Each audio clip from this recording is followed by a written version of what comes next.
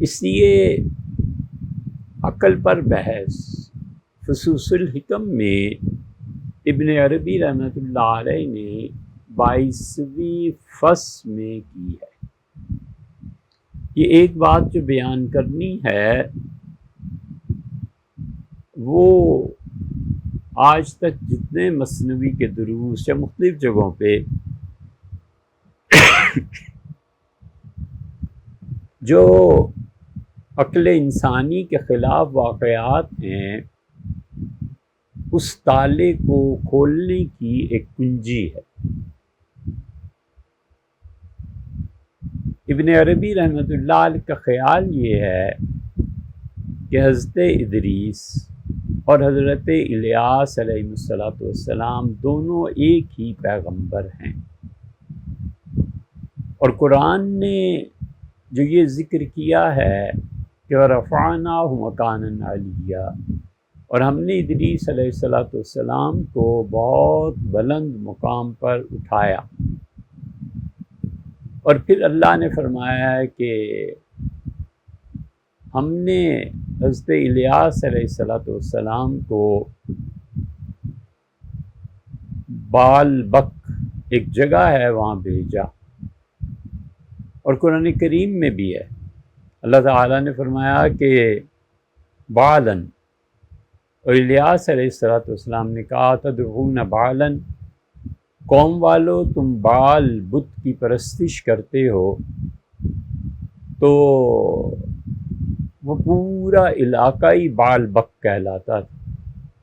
ہمارے صرف و نحو کی بالکل ابتدائی کتابوں میں چھوٹے چھوٹے بچے بالا بکا اسے پڑھتے ہیں یا بال بک پڑھتے ہیں، تو اس سارے علاقے میں جو روشنی تھی مشرکین یہ سمجھتے تھے کہ یہ سب کچھ جو بھی ہے یہ بال بت کا فیض ہے۔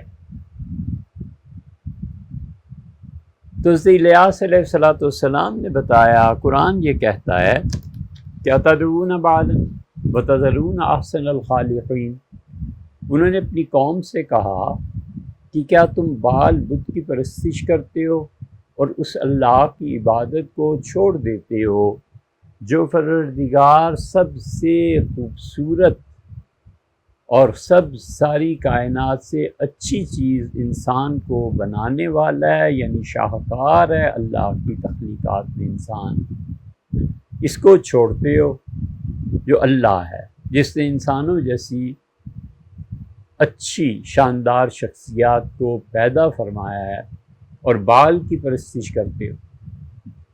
ابن عربی رحمۃ اللہ علیہ نے اس پہ بہت اچھی چیز لکھی ہے، کبھی موقع ملے اور کوئی استاد ملے تو اس سے وہ چیپٹر پڑھیے، 22ویں فصل ہے، اور بنیادی طور پہ حضرت ادریس علیہ السلام کے متعلق اللہ نے فرمایا وَرَفَعْنَاهُ مَكَانًا عَلِيًّا، ہم نے حضرت ادریس علیہ السلام کو بہت بلند مقام پر رکھا۔ لیکن نبوت کے لیے صرف یہی چیز نہیں ہے کہ وہ بہت بلندی پہ پہنچ جائے۔ صوفیہ کہتے ہیں کہ عروج اور نزول دونوں کامل ہونے چاہیے، قرب الہی جتنا حاصل ہے اتنا ہی نزول الی الارض ہونا چاہیے، اور وہ کہتے ہیں کہ جس کا نزول ناقص رہ جائے ولایت میں، نبوت نہیں بات کر رہے، وہ کہتے ہیں کہ اس سے کرامات زیادہ سرزد ہوتی ہیں۔ حتیٰ کہ ایسے بھی صوفیہ ہیں جنہوں نے لکھا ہے کہ شیخ عبد القادر جیلانی رحمۃ اللہ علیہ کا نزول اور عروج، ان کا عروج کامل تھا اور نزول کامل نہیں تھا، اس وجہ سے ان سے کرامات بہت زیادہ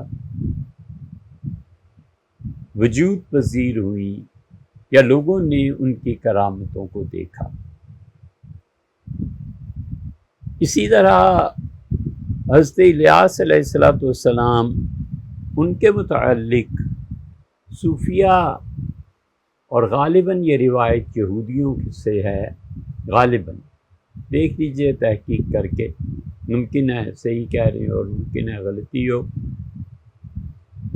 کہ حضرت الیاس علیہ السلام جو ابن عربی رحمۃ اللہ کے نزدیک ایک ہی پیغمبر ہیں، وہی عروج پہ اور وہی نزول پہ بال وقت میں،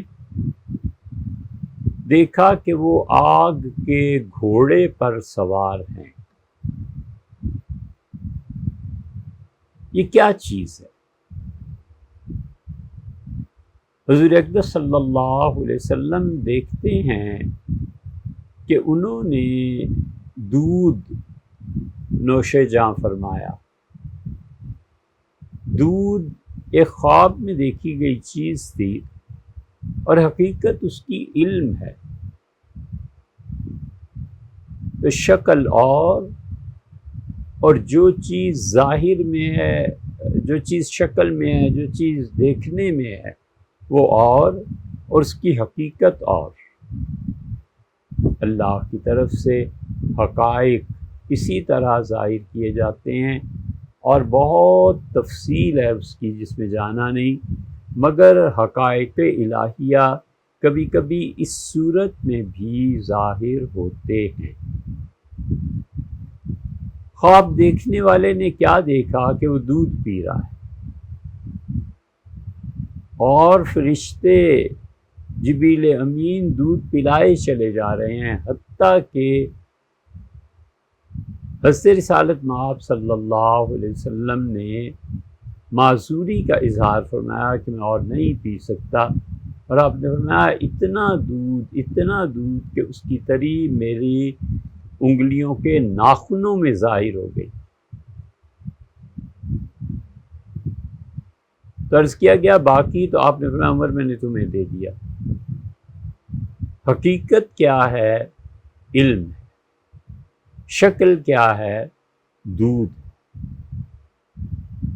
اسی طرح حضرت الیاس علیہ السلام وہ آگ کے گھوڑے پر بیٹھے ہوئے ہیں۔ صوفی جب اسے دیکھتا ہے تو کہتا ہے کہ آگ کے گھوڑے پہ بیٹھا ہونا یہ اس نبی کے کمال کی دلیل ہے، اور اس نبی علیہ السلام کو جو آگ کے گھوڑے پہ بٹھایا گیا اور دکھایا گیا، تو آگ میں ہوتا کیا ہے؟ فرماتے ہیں آگ ایک تو ابن عربی رحمۃ اللہ علیہ کہتے ہیں صاف سی چیز ہے کہ وہ خاک میں ملا دیتی۔ جو چیز تم آگ میں ڈال دیتے ہو وہ چیز نکھر کے سامنے آ جاتی ہے۔ سونا کو تھالی پہ چڑھایا جاتا ہے، چاندی، تانبا اور کیا کیا دھاتیں، اور آگ میں اسے کھولایا جاتا ہے، اور نتیجہ یہ کہ آگ اس میں امپیورٹیز انہیں جلا کر ختم کر دیتی ہے، اور دوسری چیز جو آگ سے ہمیں حاصل ہوتی ہے وہ روشنی ہے۔ اسی لیے قرآن کہتا ہے کہ ازرا نارن، حضرت موسیٰ علیہ السلام نے آگ جلتی ہوئی دیکھی، تو انہوں نے اپنی اہلیہ محترمہ سے فرمایا کہ میں اس سے وہاں سے انگارہ لے آتا ہوں، لعلکم تصطلون، تاکہ تم اسے سیکو۔ تو انہوں نے کہا حضرت الیاس علیہ السلام تمام تر عظمتوں کے باوجود ظاہر ہے کہ انسان تو تھے۔ انبیاء علیہ السلام ان میں کوئی بھی کسی درجے کی امپیورٹی، کوئی بھی کسی درجے کی ایسی چیز جو ان کے عالی شان ہونے کے منافی ہو، حقیقت میں گناہ نہ ہو، لیکن ان کی شان کے مناسب نہیں تھی۔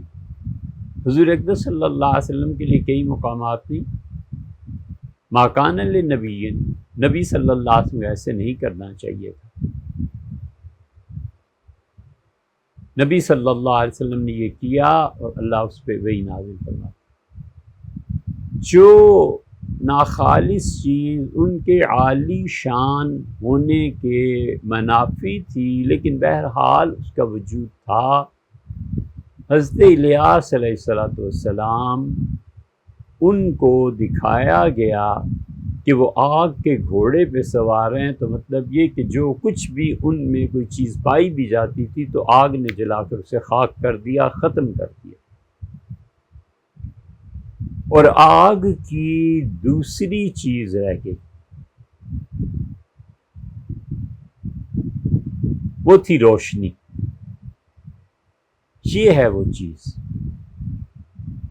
کہ خالص وہی، اور یہ یاد رکھنا، عقل جب امپیورٹیز سے ہٹ جاتی ہے اور عقل کی کثافتیں دور ہو جاتی ہیں تو یہ نور سے مل جاتا ہے، یہ روشنی اور چمکتی ہے۔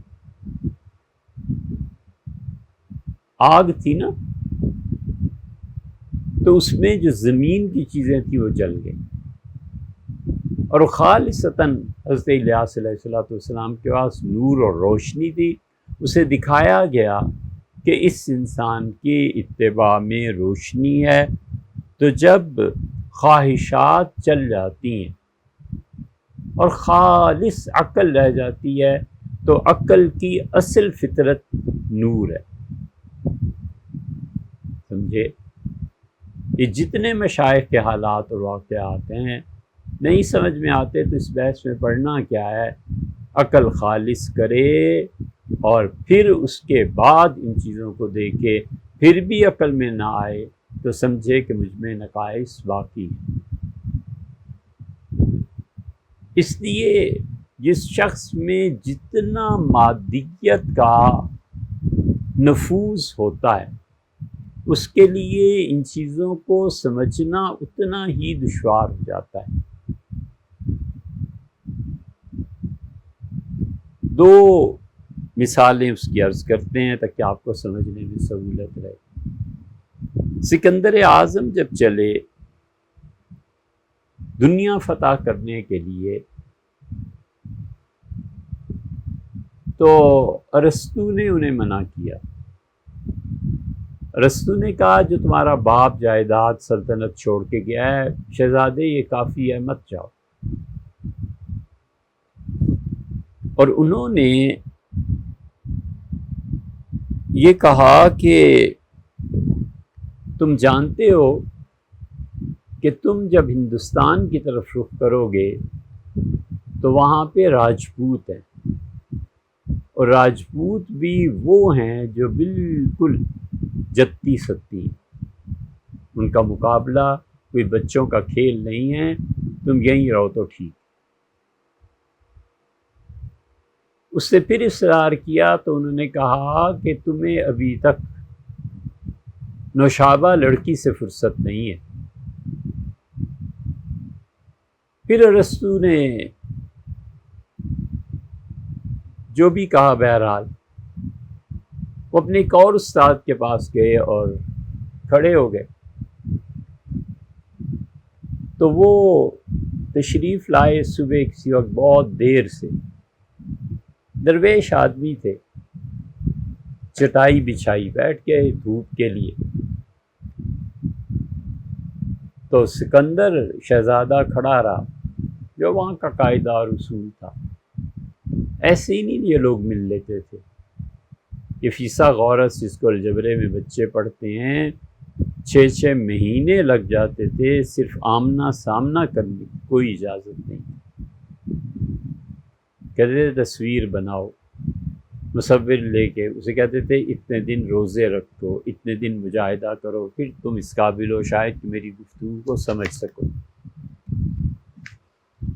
تو سکندر کے ساتھ بھی یہی ہوا، وہ کھڑا رہا تو انہوں نے دیکھا اسے اور کہا شہزادے ہٹ کے کھڑے ہو، دھوپ مجھ تک پہنچنے دو۔ سکندر کو شرمندگی ہوئی، ایک طرف کو ہو گیا تو انہوں نے پوچھا کیا مسئلہ ہے؟ اسے کہا دنیا فتح کرنی ہے، آپ سے اجازت لینے آیا ہوں۔ تو انہوں نے کہا کہ تمہیں اتنی تو تمیز نہیں، تمہیں اتنا تو علم نہیں کہ میں جو یہاں رات کی سردی جھیلنے کے بعد دھوپ میں آ کے بیٹھا ہوں تو تم سورج دھوپ اور میرے درمیان آ کے کھڑے ہو گئے ہو، تو کہاں کھڑے ہونا ہے اس کی تو تمہیں تمیز نہیں، اور تم چلے ہو دنیا فتح کرنے۔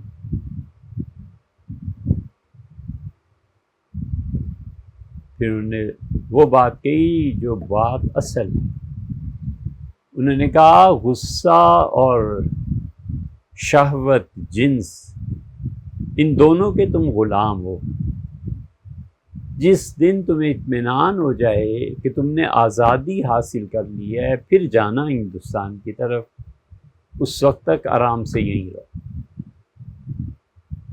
تو عقل اور مادیت جب یہ آپس میں مل جاتی ہیں تو ابن عربی رحمۃ اللہ علیہ 22ویں فصل میں یہ بتاتے ہیں کہ پھر اس شخص کی عقل میں وہ چیزیں نہیں آ سکتی جو ان لوگوں کے کمالات ہیں جو جتی ستی بھی رہے اور جنہوں نے اپنی زندگیاں حقیقت کے ادراک کے لیے گزاری۔ تو عقل خالص اور اس کی فطرت روحانی، اس لیے عقل یہ یاد رکھنا وہ فاصلوں کو ناپتی ہے۔ جب وہ خالص نور بنتی ہے تب جا کر اس کی سمجھ میں کہیں تھوڑا تھوڑا آنے لگتا ہے، تھوڑا تھوڑا، کہ قرب کیا ہے۔ فاصلے بتاتی ہے کہ والعیاذ باللہ خدا وہاں ہے، خدا آسمان میں ہے، خدا فلاں جگہ ہے، لیکن قرب الہی کو نہیں سمجھتی۔ اور یہ سارا معاملہ جو پچھلی مرتبہ بھی تھا اور اب بھی ہے، یہ عقل انسانی پہ بات نہیں ہو رہی، قرب الہی پہ بات ہو رہی ہے۔ تو تمہاری عقل میں جب قرب آتا ہی نہیں، تمہاری عقل خالص ہی نہیں، تو پھر ہم سے کیا سوالات کرنے؟ ایسے ہی